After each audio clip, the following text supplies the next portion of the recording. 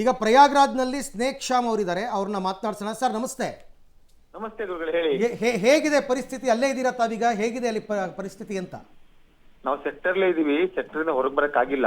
Okay. ಸಿಕ್ಕಾಪಟ್ಟೆ rush ಇದೆ. ಯಾವ ತರ ರಶ್ ಇದೆ ಅಂದ್ರೆ ಹೇಳಕ್ಕೆ ಆಗಲ್ಲ, ಅಷ್ಟು ಅಸಾಧ್ಯ ಜನಸಂದಣಿ.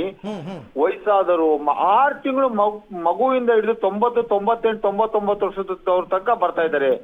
ಯಾವ ತರ ಬರ್ತಿದ್ದಾರೆ ಅಂದ್ರೆ ಇರುವೆಗಳು ಸಾಲ್ ಕಟ್ಕೊಂಡ್ ಬರ್ತಾರಲ್ಲ ಆ ತರ ಬರ್ತಾ ಇದಾರೆ ಜನಗಳು. ಅಷ್ಟಿಷ್ಟು ಜನ ಬರ್ತಿಲ್ಲ, ಎಲ್ಲಾ ಕಡೆಯಿಂದನೂ ಬರ್ತಾ ಇದಾರೆ.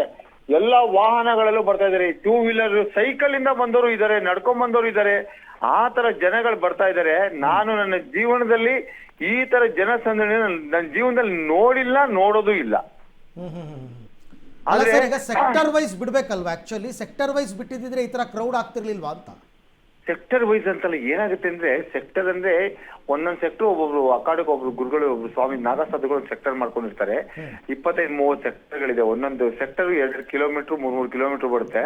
ಒಂದು ಸೆಕ್ಟರ್ ಮಿನಿಮಮ್ 4 ರಿಂದ 5 ಎಕರೆ ಬರುತ್ತೆ. ಅದಕ್ಕೊಂದು ಸೆಕ್ಟರ್ ಮಾಡ್ಕೊಂಡಿರ್ತಾರೆ. ಅಲ್ಲಿ ಅವ್ರವ್ರ ಭಕ್ತರು ಕೂತಿರ್ತಾರೆ. ಅವ್ರವ್ರ ಭಕ್ತರು ಏನಾಗುತ್ತೆ ಅಂದ್ರೆ ನಾಗಸಾಧುಗಳು ಬೆಳಿಗ್ಗೆ ಮೌನಿ ಅಮಾವಾಸ್ಯೆ ದಿನ ನದಿಗೆ ಸ್ನಾನಕ್ಕೆ ಹೋಗ್ತಾರೆ. ಆ ಸಮಯದಲ್ಲಿ ಅವ್ರದೆಲ್ಲ ಆದ್ಮೇಲೆ ನಮ್ಮನ್ನ ಸ್ನಾನಕ್ಕೆ ಬಿಡ್ತಾರೆ. ಅವಾಗ ಏನಾಗುತ್ತೆ, ಜನ ನುಗ್ತಾರೆ. ಹಾಗೆ ನುಗ್ಗಲ್ಲ. ಯಾವ ತರ ನುಗ್ತಾರೆ ಅಂದ್ರೆ ನಮ್ಗೆ ಗೊತ್ತೇ ಇರಲ್ಲ, ಆ ತರ ನುಗ್ತಾರೆ. ಆ ಇದ್ರಲ್ಲಿ ಏನೋ ಸ್ಟಾಂಪಿಂಗ್ ಆಗಿರ್ಬೋದು ಅನ್ಸುತ್ತೆ. ಬಟ್ ಏನಾಗಿದೆ ಅಂದ್ರೆ ನಿಜವಾಗ್ಲೂ ಅಲ್ಲಿ ಬರ್ತಿರೋ ಜನ ನೋಡಿದ್ರೆ ಯಾವ್ಯಾವ ತರ ವಾಹನದಲ್ಲಿ ಟ್ರ್ಯಾಕ್ಟರ್ ಅಲ್ಲಿ ಬರ್ತಾ ಇದ್ದಾರೆ.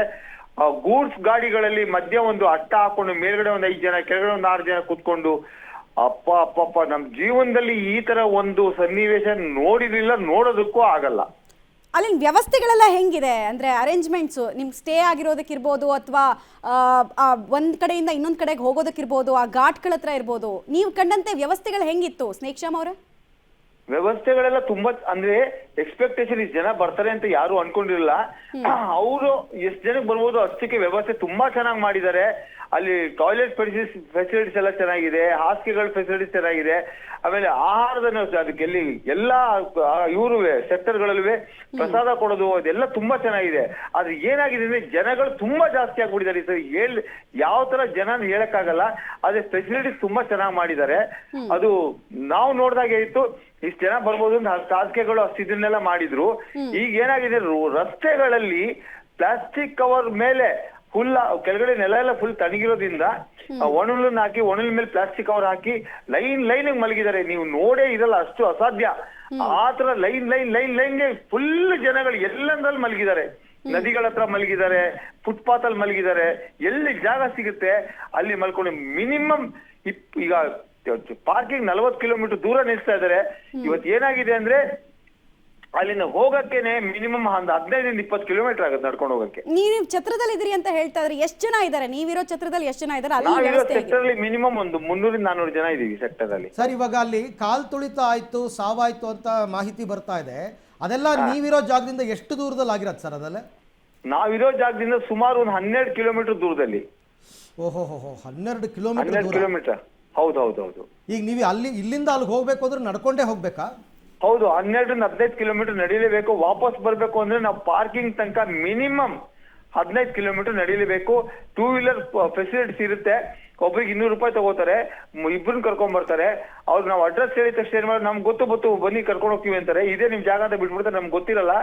ಅಲ್ಲಿ ನಾವು ಲೊಕೇಶನ್ ಹಾಕಿದ್ರೆ ಪಾರ್ಕಿಂಗ್ ಜಾಗ ಇನ್ನೂ 6-7 ಕಿಲೋಮೀಟರ್ ಇರುತ್ತೆ, ಅಲ್ಲಿ ನಡ್ಕೊಂಡ್ ಬರ್ಬೇಕು. ಓಕೆ, ನೀವು ಹುಷಾರು ಸ್ನೇಕ್ ಶ್ಯಾಮ್ ಅವರೇ, ನಿಮ್ ಜೊತೆ ಇರೋರೆಲ್ಲ ಹುಷಾರು.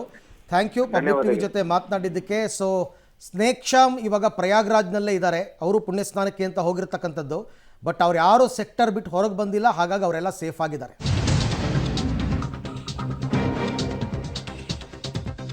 ಪ್ರಯಾಗ್ರಾಜ್ನಲ್ಲಿ ಕಂಡು ಕೇಳರಿಯದ ಭಕ್ತ ಸಾಗರ. ಭಾರೀ ಜನಸ್ತೋಮದಲ್ಲಿ ಜನ ಹೈರಾಣ ಆಗ್ಬಿಟ್ಟಿದ್ದಾರೆ. ಸೈಕಲ್ಗಳಲ್ಲೂ ಜನ ಬರ್ತಾ ಇದ್ದಾರಂತೆ, ನಡ್ಕೊಂಡು ಬರ್ತಾ ಇದ್ದಾರಂತೆ. ವಿಪರೀತ ಜನಸಂಖ್ಯೆ. ಪಬ್ಲಿಕ್ ಟಿವಿಗೆ ಪ್ರತ್ಯಕ್ಷದರ್ಶಿ ಸ್ನೇಕ್ ಶ್ಯಾಮ್ ಕೊಟ್ಟಿರ್ತಕ್ಕಂಥ ಸ್ಟೇಟ್ಮೆಂಟ್, ಅವ್ರಿರ್ತಕ್ಕಂಥ ಸೆಕ್ಟಾರಿಂದ 12 ಕಿಲೋಮೀಟರ್ ಹೋಗ್ಬೇಕು ಪುಣ್ಯ ಸ್ನಾನಕ್ಕೆ.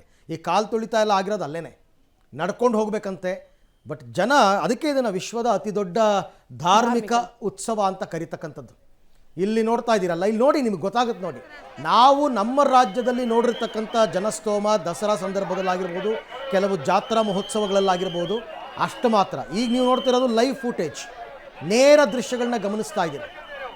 ಆ ನೇರ ದೃಶ್ಯಗಳಲ್ಲಿ ಇಲ್ಲೂ ಕೂಡ ನೋಡಿ, ಸದ್ಯಕ್ಕಂತೂ ಈ ಪವಿತ್ರ ಸ್ನಾನವನ್ನು ಸ್ಟಾಪ್ ಮಾಡಿಸಿದ್ದಾರೆ. ಬಟ್ ಜನರನ್ನು ಚದುರಿಸೋದು ದೊಡ್ಡ ಸವಾಲು.